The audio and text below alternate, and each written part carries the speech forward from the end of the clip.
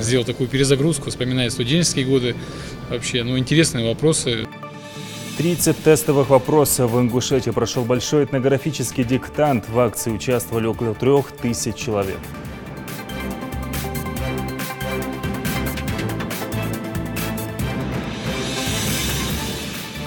«4 ноября, в День народного единства, в Назране состоится традиционное шествие, в связи с чем будет ограничено движение в центре города. Праздничное шествие и митинг-концерт. Завтра в Назране отметят День народного единства.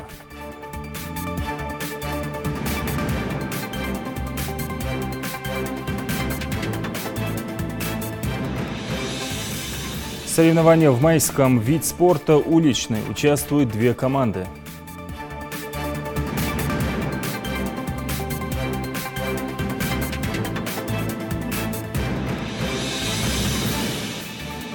Я считаю, что человек в первую очередь должен относиться к этому вопросу с религиозной стороны. Кайфуем, но только без наркотиков. Молодежная акция с необычным названием прошла в селе Верхние Чулуки.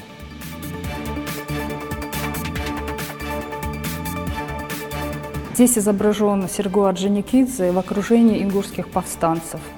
Событие, оказавшее огромное влияние на весь мир, в Музее изобразительных искусств открыли выставку к столетию Великой Октябрьской революции.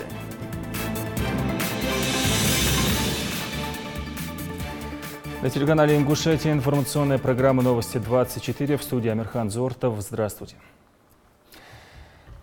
Вопросы про Ингушетию попали в федеральный блок заданий большого этнографического диктанта. Эта культурно-просветительская акция прошла сегодня по всей стране. В Ингушетии были открыты несколько десятков площадок. Число участников около 3000. В Магасе большой диктант оторвал от земли на 100 метров чиновников и спортсменов. Акция прошла на башне Согласия. Материал Индиры Манкиевой. 100 метров над уровнем земли, место, пропитанное патриотизмом. Руководство и аппарат правительства пишет этнографический диктант не в привычных аудиториях, а на верхнем этаже башни Согласия. Участников рассаживают по парам, но предупреждают, списывать нельзя. Коротко будет в курс дела, засекают время и старт дан.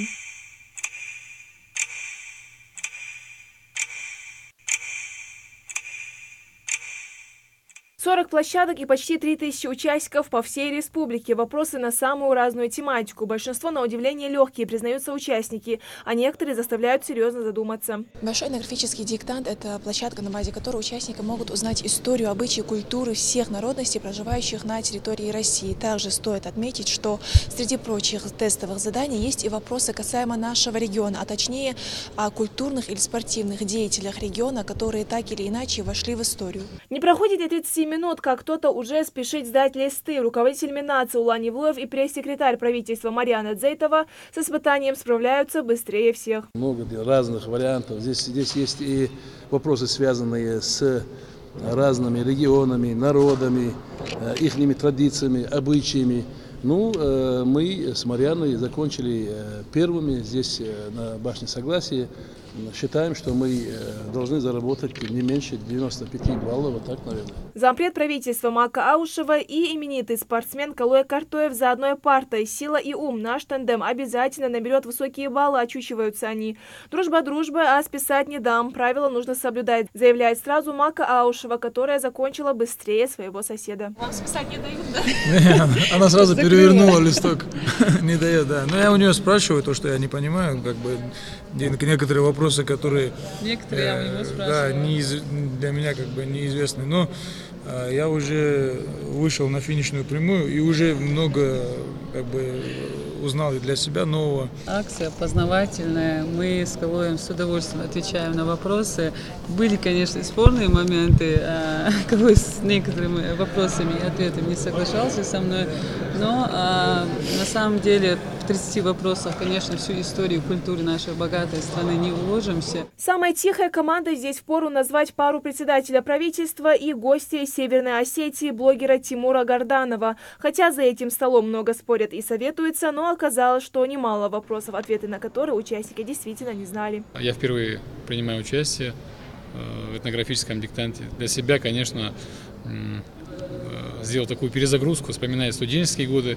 Вообще, интересные вопросы. Честно признаюсь, не готов сказать, что я на все знаю ответы. Здесь есть сложные вопросы, касающиеся народов нашей многонациональной России. Как бы вопросы интересные, но на некоторые вопросы можно сказать то, что, зная хорошо историю Ингушетии, могу сказать, что 100% ответы у меня будут. Потому что там есть такие личности даже, с которыми я знаком. Диктант проходит в республике уже во второй раз, а каждый из участников берет для себя что-то новое и полезное. Политики, спортсмены, ученые, культурные деятели – все они знакомятся со своими соседями по большой и общей родине. Действительно, чтобы вспомнить нашу культуру, историю, вообще для себя проверить знания нашего историю. И, конечно, хотелось бы, чтобы много народов присутствовало, чтобы людям показать, что мы есть, и мы знаем и нашу культуру и историю. Если половина коллектива правительства пишет диктант на высоте, то другие с утра взялись за ручки с листами в здании правительства. Отвлечься от профессиональных задач и проверить свои знания решили и сотрудники аппарата администрации главы региона. Участники развернули здесь еще одну площадку. К диктанту подключились и в Ингушском государственном университете, где работы написали сотни студентов. Индира Манкиева, Жаридат Халухаева, Майрбек Мирзоев. Новости 24. Большой этнографический диктант оценивает уровень знания россиян о народах, проживающих в России. На вопросы о традициях и особенностях культуры разных национальностей отвечали и сотрудники администрации Назрани. Насколько успешно, выяснится 12 декабря. Тогда и будут подведены итоги акции. Слово Ирине Цычуевой. На все задания участникам дают один академический час, чтобы вспомнить, если знали, или узнать, если не были в курсе.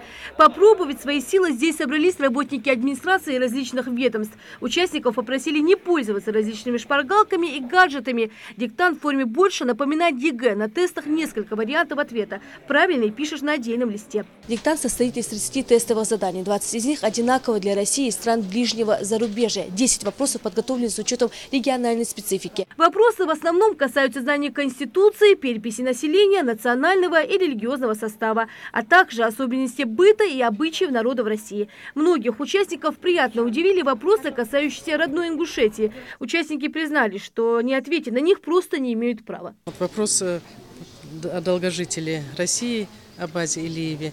В прошлом году была, или в этом году, я не помню, по телевизору передача. Естественно, это очень легкий вопрос. Но есть вопросы, которые связаны с историей России, которые мы знаем. Этнографический диктант, он освежает память людей и как-то способствует тому, что знать о России больше. Есть вопросы, конечно, такие, как можно сказать, как каверзные вопросы, а так, таких сложных вопросов, я считаю, нету. Я считаю, что отвечая на эти вопросы, даже не отвечая на эти вопросы, надо знать историю своей родины, как России, конечно, так и Ингушетии. Для участников теста 45 минут пролетели очень быстро. Задания попадались участникам как легкие, так и сложные. Но многие участники в силу своей профессии и жизненного опыта с заданиями справились быстрее. Действия, которые здесь происходят, все это нам почти все знакомо. Может быть, единицы где-то мог я ошибиться. Может быть. Но в целом для меня это было очень интересно вспоминать прошлое, учитывая свой возраст. В силу того, что мы практически объехали всю нашу страну, побывали во всех регионах, общались и с представителями других наций, этносов, религий, не составило никакого труда в этом плане. Есть маленькие там нюансы, которые, допустим, из чего было сделано там нагрудники в Татарстане, и там путем логического мышления мы ответили на эти вопросы. Организаторы большого этнографического диктанта надеются, что у участников после заданий появится огромное желание изучать традиции и обычаи народов России. Мы живем в огромном государстве российском, и мы обязаны знать историю, культ, быт народов России. Принимают участие в этом диктанте все административные округа, школа искусств, художественная школа роботики, Дворца культуры, ну, все организации. В прошлом году большой этнографический диктант по всей России написали 90 тысяч человек. В этом число желающих значительно возросло. Итоги этнографического диктанта подведут 12 декабря, в День Конституции России. Рита Цычуева, Адам Далаков. Новости 24. Как называется лезгинский танец? Кто является первым олимпийским чемпионом из Ингушетии? Орнамент кубачинских мастеров. В общей сложности 30 тестовых вопросов. В Малгобекском районе диктант писали несколько сотен человек. Изначально там были открыты 2 площадки, но желающих участвовать в акции оказалось больше, поэтому пришлось организовать дополнительное место прохождения теста. Свои знания проверила и моя коллега Мария Мистоева. На этнографическом диктанте все как на настоящем экзамене. Телефонами пользоваться запрещено. Кстати, говорить тоже нужно тихо, чтобы не мешать другим участникам диктанта. В бланке теста находится 30 вопросов. Большинство из них касается конституции страны, национального и религиозного состава и особенностей быта и культуры народов, населяющих Россию. В этом году в состав вопросов включены и вопросы о нашей республике. Сделано это в честь 25-летия Ингушетии. Всего на раздумье и выбор правильных ответов участникам дается только час, но многие справляются с вопросами гораздо быстрее. В первой гимназии Малгобека для проведения диктанта подготовили 3 аудитории. Мария Тахрива считает, что ее тест наберет в наивысший балл.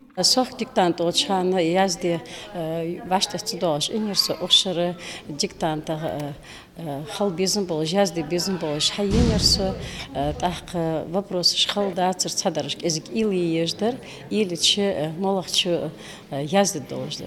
Поскольку диктант проходит в школе, участие в нем принимают и педагоги. Мария Тамбиева уверена, что самосовершенствоваться необходимо не просто ежедневно, а ежесекундно. А такие тесты дают стимул обогатить свой багаж знаний. Педагог не только учит детей, но и сам учится каждый год, каждый день. Попробовать свои силы, проверить себя, насколько глубоко я знаю традиции, обычаи народов нашей страны, нашего народа. Но проверить свои знания решила не только старая гвардия. Старшеклассницы гимназии, несмотря на осенние каникулы, снова сидят за партами. Волнения у девочек нет. Результаты станут известны только в декабре. Их вывесят на одноименном сайте, а главное – без фамилий. Я узнала, что в нашей школе проходит этнографический диктант, и я решила проверить свои знания. Были очень интересные вопросы, и на вопросы о нашей республике мне было, конечно, легче отвечать. Кстати, об Ингушетии в тесте не один вопрос. Дата добровольного вхождения республики в состав страны, первый олимпийский чемпион из нашего региона и национальность Идриса Базоркина. Вопросы касаются разных времен отрезков истории народа. Официально зарегистрированных по Малгобекскому району и по городу Малгобеку 2 площадки. Это Сагапчинская 19-я школа и первая гимназия города Малгобека. А так по Малгобеку, по Малгобекскому, по другим школам, насколько нам сейчас преподнесли информацию, что самостоятельно организованные площадки ведут, проводятся диктанты. Причем без учета дополнительных площадок и их участников диктант в Малгобекском районе пишут почти 300 человек. Цифра огромная, если учесть, что такая акция в районе проводится впервые. Мария Мистоева, Рахман Цуров, Новости 24. Наш регион с готовностью поддержал идею проведения всероссийской акции. Повторюсь, участие в ней приняли несколько тысяч человек. Десятки площадок были открыты для всех, кто желает проверить свои знания. Впервые в нашей республике вместе со всеми диктант писали и слабовидящие по системе Брайля. На базе школы Адата в Сунже они ответили на вопросы, составленные этнографами. Там собрались более 20 человек. Максимальный балл за ответы – 100. Оценивать знания будет специальная комиссия, которая состоит из педагогов, историков и этнографов. Ингушетия и Саудовская Аравия ведут переговоры по поставкам воды. Об этом в интервью журналистам ТАСС рассказал Юнусбек Евкуров. Отмечается, что регион один из лидеров России по производству минеральной воды. Ингушетия также может наладить поставку продукции всего агропромышленного комплекса. Об этом стало известно в кулуарах межправительственной комиссии по торгово-экономическому сотрудничеству России и Саудовской Аравии. Напомню, Юнусбек Евкуров вместе с министром энергетики России были приняты королем Саудовской Аравии. В настоящее время между Ингушетией и королевством уже начал развиваться совместный бизнес в области поставок меда. Сейчас обсуждается вопрос экспорта и фруктов. Завтра, 4 ноября, в России отметят День народного единства. Такая традиция сложилась в 2005 году, тогда и появилась эта дата на календаре. В многонациональной России праздник проходит бурно, представители различных народов любят отмечать его вместе. В Назране состоится шествие и митинг-концерт. В городе уже готовы к предстоящему событию. Слово Юсупу Гелисханову. 4 ноября, в День народного единства, в Назране состоится традиционное шествие, в связи с чем будет ограничено движение в центре города. С 20 часов 3 ноября будет перекрыт проспект Базоркина от пересечения с улицы Картоевой до площади Согласия и от площади Согласия до улицы Фабричной. Также будут ограничены выезды на проспект Базоркина и площадь Согласия с улиц Гекала, Орджоникидзе, со стороны новостроек за каналом, с улицы Авушева и набережной Городского пруда и нескольких примыкающих улиц. С трудностями при въезде столкнутся и некоторые жильцы близлежащих многоквартирных домов. Подъезды к дворам также будут перекрыты. В шествии традиционно принимают участие представители администрации главы республики, правительства, муниципалитетов, народного собрания, местные депутаты, общественные организации, жители республики. А завершится масштабное шествие у городского дворца культуры, где для всех гостей праздника будет организована концертная программа. К слову, здесь к мероприятию уже все готово. В целях безопасности на всем маршруте следования колонны будут дежурить сотрудники правоохранительных органов. Просим соблюдать бдительность в случае обнаружения каких-то подозрительных предметов или людей, неадекватно ведущих себя неадекватно, просим сообщить, если даже не получится позвонить на телефон, то хотя бы ближайшему сотруднику полиции, который будет задействован на обеспечение данного правопорядка. Впервые День народного единства россияне отметили в 2005 году, но корнями праздник уходит в далекое прошлое. Эту дату отмечают в память о событиях, когда народное ополчение под предводительством Пожарского и Минина освободило в 1612 году Москву от польских интервентов. В Ингушетии этому празднику уделяется особое внимание. В прошлом году в торжественных мероприятиях приняли участие более 12 тысяч жителей. Только в Назране более 8 тысяч человек вышли на улицы города и присоединились к праздничному шествию. День народного единства – праздник, который объединяет всех жителей нашей огромной страны. Ведь сегодня, как никогда, следует вспомнить о важности и силе единства народов. Юсуп Гелесханов, Хаваш Гойгов, Новости 24. Команды из села Майское и поселка Новый сошлись в уличных видах спорта. Отжимания, подтягивания, бега на дистанцию, прыжки в длину и мини-футбол. Испытания не из самых легких. Как с ними справились участники соревнований, расскажет Микаил Тангиев. Перед каждым состязанием активная разминка. Участникам предстоит показать все свое мастерство в 6 видах спорта. Стартует турнир с отжиманий от пола. Схитрить явно не получится. За этим внимательно следит судья турнира. Но и без этого спортсмены борьбу ведут честно. Даже когда кажется, что силы уже на исходе, ребята стараются отжаться еще не один раз. Арсама Кати выступает за команду нового поселка. 4 года занимается вольной борьбой, и это отчасти помогло ему получить хороший результат. Я участвовал в дисциплине отжимания, сделал 55 отжиманий. В этом году в лагере РЗ я делал 108 отжиманий, получил там грамоту. Зрители в зале активно болеют каждый за свою команду. Следующим состязанием является подтягивание на турнике. Их нужно делать до самого подбородка, иначе не засчитывается. Здесь важно проявить максимум силы и огромной воли к победе. Техника также на первом месте. Спортсмены неплохо подготовлены. Конечно, можно было бы и лучше, но довольно неплохо выступили. Молодцы ребята. Те дисциплины, которые были здесь, подтягивание, отжимания на брусьях, отжимания от пола, это тоже входит в воркаут. Инициатор проведения битвы дворов Заурбек Видзыжев, он же председатель коллегии судей. Такой идеей Заурбек загорелся давно. Инициативу поддержали в Ком молодежи и спонсоры в лице Спортмастера и Россельхозбанка. Сам проект пилотный, то есть он проводится первый раз. В случае, если данный проект хорошо себя покажет и найдет отклик как среди жителей пригородного района и Ингушетии, как и среди молодежи, мы надеемся, что он будет ежегодным. А дальше команды перемещаются на уличную площадку. Следующее соревнование – бег на 60 метров. И если здесь главная скорость, то в отжиманиях на брусьях это точно не преимущество. Все соревнования, вот эти все дисциплины у нас проходят по школьной программе. Это нормативы ГТО. То есть подтягивание, отжимания, прыжки с места в длину, отжимания на брусьях, 60 метров и мини-футбол. Участникам турнира есть за что побороться. Для них подготовлены специальные призы, а одним из спонсоров соревнований презентует победителям спортивные сумки. Сегодня фаворитом стала команда из села Майское. Ребята победе очень рады, а тренер делится своими впечатлениями. Ну вот насчет победы, конечно, у меня сомнений не было. Почему? Потому что я был уверен в этих ребят. Я с ними вот последние 2 недели работал, подготавливал. А это большой подарок для нас. И я очень благодарен вот этой организации, кто уделил внимание вот этим соревнованиям. Большую благодарность нашей школы и от детей тоже. Это только первая битва дворов в регионе, но далеко не последняя. Организаторы планируют и дальше трудиться в этом направлении, чтобы привлечь в состязание больше ребят. Ведь для этого далеко идти не нужно. Турник и брусья есть почти в каждом дворе. Микаил Тангиев, Харан Аздоев, Габур Чахкиев, Рамзан Миржев, Новости 24. Малгобекская 20-я школа стала лауреатом конкурса «100 лучших школ России». Общеобразовательному заведению вручена золотая медаль, которая подтверждается дипломом. Основное условие участия в конкурсе – высокое качество образования. Специалисты учитывали достижения педагогов и учащихся за последние 5 лет. У нас работают только выпускники ведущих медицинских вузов страны, хвастаются в детской клинике Академия здоровья. Медицинское заведение открыло свои двери. Коллектив готов оказать пациентам квалифицированную медицинскую помощь. Это сделают опытные медики с помощью современного оборудования. Материал Амины Боковой.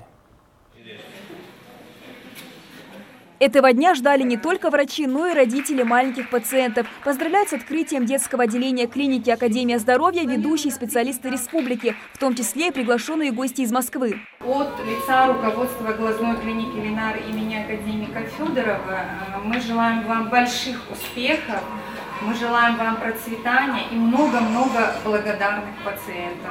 Хотелось бы пожелать здоровья всем нашим детям. И мы будем стараться делать все зависящее от нас, для того, чтобы поддерживать их здоровье и делать все, чтобы они чувствовали себя хорошо. Квалифицированные врачи уже сейчас готовы принять первых пациентов. УЗИ, современная лаборатория, цифровой рентген, ортопедический салон – это далеко не все, что может предложить детское отделение Академии здоровья. Особая гордость центра – соляная комната для проведения галотерапии. Здесь лечат неврологические, бронхиальные и лор-заболевания. Это также хорошая профилактика простуды у детей. Мы ее сделали в режиме кинозала, чтобы было удобно детям одновременно смотреть мультфильмы детские, и при этом они будут, находясь здесь в определенное время, которое назначает им врач-педиатр, будут находиться и одновременно получать процедуру по оздоровлению. Это как бы восстановительная терапия после основного лечения при заболевании верхних дыхательных путей. Здесь открыта комната матери и ребенка, где родители могут отдыхать, а дети в перерывах между лечением играть. Прямо напротив детской располагается кабинет стоматолога. Также для юных пациентов, которым необходимо круглосуточно находиться под наблюдением врачей, здесь открыт стационар. В одной- и двухместных палатах дети могут получать лечение, не расставаясь с родителями. Здесь же на первом этаже находится лаборатория. Забор крови производят закрытым способом. У нас есть такой метод сейчас, новый современный метод, вакуумный забор крови. У нас, то есть пробирки, они закрытые, вакуумные они, протертые крышки. То есть это безопасность пациента и безопасность персонала. Вора крови, мы эту кровь центрофугируем в этом аппарате. Контейнером отправляем на место назначения. То есть это лаборатория гемотеста в городе Москвы. В новом рентгенологическом кабинете проводится большинство видов рентгенологических исследований. Все данные записываются на электронный носитель. В детском отделении клиники Академия здоровья установлена современная цифровая рентгенологическая система ведущего европейского производителя. Современные исследования подтверждают факт, что облучение на аппаратах подобного типа в несколько раз меньше, чем на обычных рентгенах. При этом данная установка нам позволяет, точно так же, как и другие установки, которые у нас находятся в Академии здоровья, записать рентгенологические данные, снимок записать на диск, и в дальнейшем уже больной имеет, во-первых, в базе данных у нас сохраняются эти снимки, и больной может на руки получить как снимок, так и диск записанный. В штате только квалифицированные специалисты. Это и есть самая большая гордость Академии здоровья. Ведь здесь работают выпускники ведущих медицинских вузов страны. Хава Газдиева с отличием окончила Российский национальный исследовательский институт имени Пирогова. Специалист нейрохирургии, неврологии и медицинской генетики педиатрического факультета прошла ординатуру в этом же вузе. Хава уверена, представленное в Академии здоровья высокотехнологичное оборудование не только гарантия качества обследования пациентов, но и фактор, который значительно облегчит тяжелые будни врачей. В осмотре детей необходимы некоторые обследования, дополнительные обследования при различных заболеваниях. Одним из основных обследований является электроэнцефалография. Вот у нас есть аппарат, это электроэнцефалограф. На нем проводится обследование. На данный момент еще не все мониторинги, только дневные, но в будущем мы планируем запустить и ночные мониторинги. Марина Конкулова, представитель глазной клиники «Ленар», не первый год сотрудничает с Академией здоровья. У медицинского центра большие планы для дальнейшего взаимодействия, но уже с детской клиникой. Мы хотели бы сообщить, что на базе Академии здоровья мы начали свою работу по приему взрослых и детей. До этого мы работали, правда, выездами только у нас получалось на неопределенное количество дней. А сейчас решили вот прямо на базе самой клиники находиться регулярно здесь, так как видим, что детей много, взрослых много. На этом руководство клиники останавливаться не собирается. В планах у Академии сотрудничество с ведущими медицинскими центрами страны. Для удобства клиентов прием пациентов в Академии здоровья будут осуществлять только по предварительной записи. Амина Бокова, Магомед Дидиков, Новости 24. Ровно 60 лет назад, в 1957 году, был совершен первый орбитальный космический полет. И первым живым существом на космическом корабле стала собака Лайка, которая погибла несколько часов спустя после запуска от перегрева, сделав 4 витка вокруг Земли из-за сбоя в системе терморегуляции. Изначально предполагалось, что животное сможет прожить на орбите около недели. По воспоминаниям биологов, готовивших Лайку к полету, она была отобрана так, как отличалась очень спокойным темпераментом, необходимым для того, чтобы не испытывать стресс в очень стесненных условиях космического аппарата. Датчики, установленные на Лайке, передавали на Землю данные о ее состоянии во время набора скорости в условиях невесомости после выхода на орбиту. Это позволило исправить недочеты конструкции и подготовить успешно полет «Белки и стрелки» в 1960 году. Быть трезвым модно, так считают в Комитете по делам молодежи. Они провели акцию «Кайф по-трезвому» в школе села Верхние Чулуки и объяснили ребятам, кайфовать не значит употреблять наркотики или выпивать спиртные напитки. Индира Манкиева продолжит. Я помог тебе с экзаменами. Я познакомил тебя с твоей девушкой. Я сделал тебя душой компании. И ты все это забрал у меня. Наркотики внушают чувство самосовершенства. Это иллюзия удовольствия, которая забирает у человека самого себя. Видение мира, причем в прямом смысле этого слова, меняется. Даже обычные краски под дурманом воспринимаются по-другому. Короткометражный фильм рассказывает школьникам миф о том, что употребление наркотических веществ с одного раза зависимости не вызывает, давно развеян правдой жизни. Что случилось? Тебя нашли без сознания. Вот что случилось.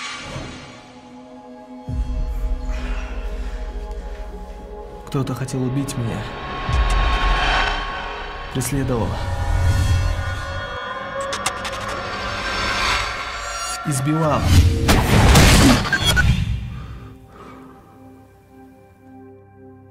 Это была передозировка, брат.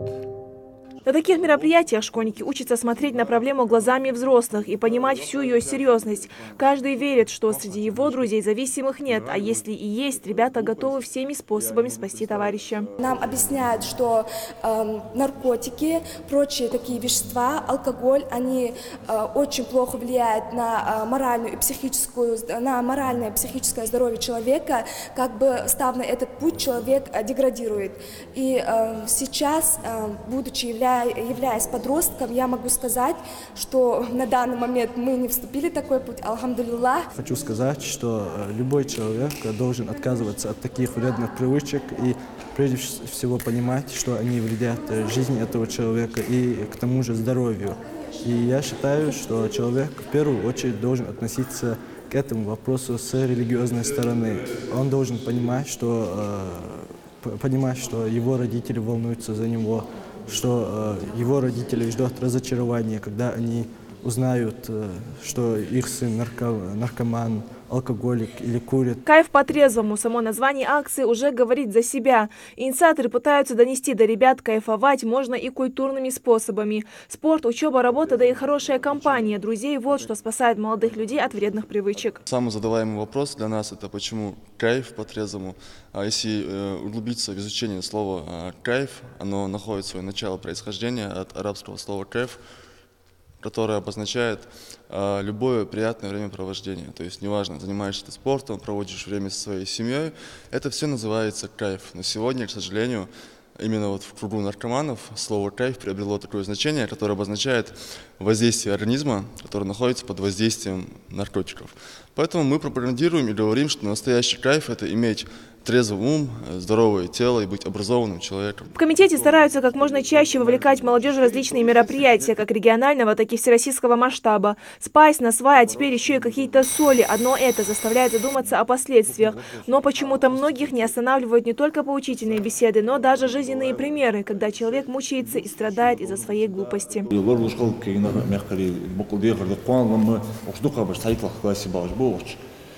Дичь, уже студент, чтобы цаспорж аров беда.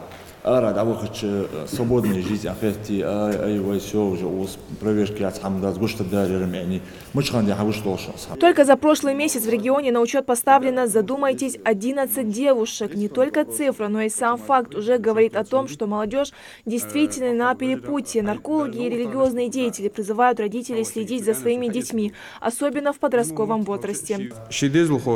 حنيتاني ليلج وحادث حنيتاني سدين شو تها أزمتش حليل حادث شوين شو تها تنبوديني مشتي виллage وز виллage وز баргиш цейдан وز корт лазер وز. Поучительная лекция быстро перерастает в беседу. У школьников много вопросов к гостям. В основном интересует, какие меры предпринимаются в республике, чтобы обезопасить молодежь от пагубного влияния.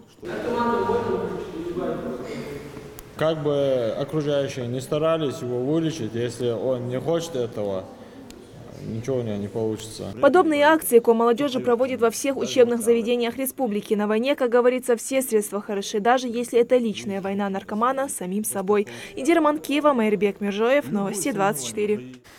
Искусство исполнения ингушского национального танца продемонстрировал государственный ансамбль народного танца Ингушетии жителям Вологды. Творческий коллектив принял участие в торжественных мероприятиях, приуроченных ко Дню народного единства. Концерт состоялся в Вологодском драматическом театре. Визитная карточка региона с первых аккордов смогла окунуть зрителей в атмосферу праздника. Столетие Великой Октябрьской революции отмечает страна в этом году. Событие, оказавшее огромное влияние на весь мир и изменившее ход истории целого государства. К этой дате приурочили памятные мероприятия, лекции, выставки. Музей изобразительных искусств Ингушетии также представил тематическую экспозицию под названием «Герой революции». Стены музея украсили картины известных художников Кавказа, в том числе и работы ведущих ингушских мастеров кисти. Посетители могут воочию увидеть чеканку Мурата Паламкоева под названием Гапур Ахриев, портрет легендарного борца за советскую власть Алхазура Арцханова и две портретные работы Хасулта Акиева, на одной из которых изображен легендарный красный партизан, личный проводник Серега Орджоникидзе. Основные исторические моменты Великой Октябрьской революции, происходившие на Кавказе, изображены и на картине Асламбека Джанаева. Оно изображает исторический момент борьбы за советскую власть в Ингушетии. Здесь изображен Серго Орджоникидзе в окружении ингушских повстанцев в борьбе с Деникинской белой армией, возглавляемой Деникин.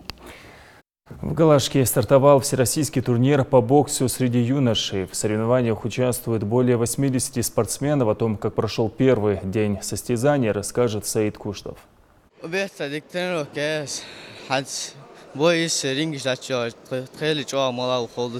Тренер разогревает своего подопечного, отрабатывая серию ударов. Ведь уже через несколько минут ему предстоит выйти с дебютом на ринг. Для Микаила это волнительный момент, но боксер готов к предстоящей схватке.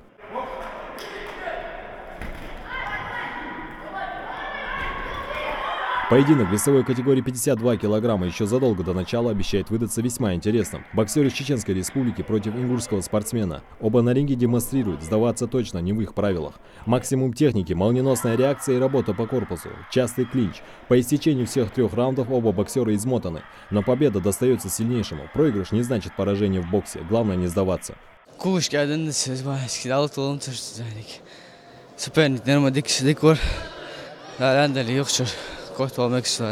Противостояние весовой категории до 56 килограмм. И здесь преимуществом высокого роста и длинных рук успешно пользуется Магомед. Первое время держит соперника на дистанции, однако все же пропускает серию двоек в корпус. Но бокс – это школа жизни, она учит не бить, а держать удар. Третий раунд завершен, победа за Магомедом. Но опыт 3 раунда в ринге для боксеров – это проверка не только на выносливость и выдержку духа, но и стратегии действия во время боя. В этом году было сложно подготовиться, выступали на чемпионате России, и потом на отбор на чемпионат России нужно было выступать. И сейчас пошли на этот турнир, проходит на высоком уровне, и сегодня бой был с парнем из Ингушетии, и было сложно очень. Пока боксеры выбивают право быть чемпионами в ринге, за ними не менее напряжение наблюдают болельщики. Алихан не понаслышке знает, что такое настоящая борьба и какова цена победы. Переживает за каждого боксера, представляет себя на их месте. Честно говоря, когда я сюда ехал, я даже не ожидал, что будет настолько зрелищно, настолько красивые бои. Ребята волевые, сильные, прям четкие бои показывают. Почтить память погибших и пропавших без вести осенью 92 года, чтобы еще раз напомнить подрастающему поколению о том, что забывать нельзя. Главная цель организаторов турнира. 86 спортсменов в этом зале отстаивают право быть чемпионами под строгим взглядом авторитетных судей. Соревнования, по мнению организаторов, проходят на высшем уровне. Команду хорошую собрали для организации данного турнира. Я думаю, мы не должны равнодушно относиться к этим событиям, к этим временам, поэтому мы хотим этот турнир сделать ежегодным. А пока у спортсменов есть время для отдыха, чтобы в финале показать зрелищные бои. Саид Куштов, Сурхал Кусиев, Новости 24. 24 ноября во Дворце спорта пройдет очередной грандиозный турнир «Битва нартов». В этот вечер спорта запланировано 12 поединков. В 7 из них будут биться ингушские спортсмены. Кульминацией спортивного шоу станет титульный бой между Хамзатом Далгиевым и Иваном Бухингером за пояс чемпиона М1 в полулегком весе. Сейчас спортсмены готовятся к турниру. Об этом Тамерлан Хамхоев. Селем Евлоев ворвался в мир смешанных единоборств не так давно, но уже громогласно заявил о себе на всю лигу M1 Global, одержав блестящие победы в поединках. Родной брат чемпиона М1 Моусера Евлоева Селем и не думает сбавлять обороты. В рамках битвы нартов ему предстоит провести бой с сильным соперником и подойти во всеоружии к этому поединку. На сегодняшний день главная задача Селема – ключ к успеху – усердные тренировки. Начали где-то 2 месяца назад. Начали подготовку и сразу акцент сделали на борьбу, так как борьба у меня слабая. И, в борьбе подготовку делаем, помогает мне этому мой брат Моусар. Прошлый бой я не вспоминаю, так как акцент я делаю на следующий бой. Сейчас у меня соперник еще опытнее, боевой соперник. Хороший партер и стойки. Битва нартов в очередной 4-й раз порадует любителей смешанных боевых единоборств. За период проведения турниров в рамках Лиги М1 уровень ингушских бойцов значительно вырос. Об этом говорит уже тот факт, что за титул чемпиона в полулегком весе будет сражаться в рейдже наш Хамзат Далгиев. 2 чемпиона в ММА у нас уже есть. На турнир также заявлены и другие ингушские спортсмены. Ломали Нальгиев, Иса Ханиев, Башир и Илес Гагиевы. Словом, турнир обещает выдаться очень жарким, а бойцы постараются это обеспечить. Есть определенная категория бойцов, которые уже находятся, так скажем, в топе. И из этого топа мы смотрим и определяем, кто более-менее в какой форме находится. И так получилось, что именно эти 7 бойцов, 6, можно сказать, бойцов находились в оптимальной такой форме. Ну и, конечно, плюс Хамзат Далгиев, который своим таким длинным, таким трудным путем из 9 побед подряд добился право биться за этот долгожданный пояс в его карьере. Выход бойцов в рейдж этот вечер будет сопровождаться музыкальными композициями группы Лом. Для каждого бойца своя мелодия, а спортсмены постараются не разочаровать своих зрителей. Имена соперников уже известны, теперь нужно выбрать тактику боя. 3 раунда продлится поединок или 1, неважно, главное точно следовать тактике. Битва нартов, как обычно, я думаю, бои будут зрелищными. Ребята, многие на сборах сейчас готовятся. Лучшие ребята будут выступать, представлять нашу республику. Я думаю, бои будут зрелищными, красивыми. Ребята, я смотрю, они уже, можно сказать, в хорошей форме. Итак, 24 ноября Дворец спорта Магас имени Берда Евлоева. В очередной раз жители и гости республики смогут понаблюдать за схватками лучших файтеров России и мира. Болельщикам остается запастись терпением, времени не так много. Ну и, разумеется, не забыть приобрести билеты. Тамерлан Хамхоев, Исмаил Гатагажев, Новости 24.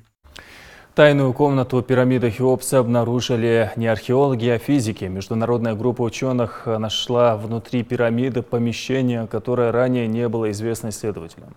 Комната находится над большой галереей и достигает в длину около 30 метров. Статья об этом опубликована в журнале Nature. Открытие стало возможным благодаря методу мионной томографии, который применили физики. Сканирование помогло выявить две аномалии в пирамиде Хеопса. Речь идет о ранее неизвестных пустотах, возможно, тайных камерах или проходах. Одна из них располагается над входными воротами в северной части строения, вторая – в северо-восточной. Результаты сканирования отправлены в лабораторию. Ученые надеются при помощи компьютерного моделирования определить природу аномалий, их размеры и предназначение. Уже установлено, что пустоты друг с другом не соединены. Это были все новости на сегодня. Спасибо, что были с нами, и всего доброго.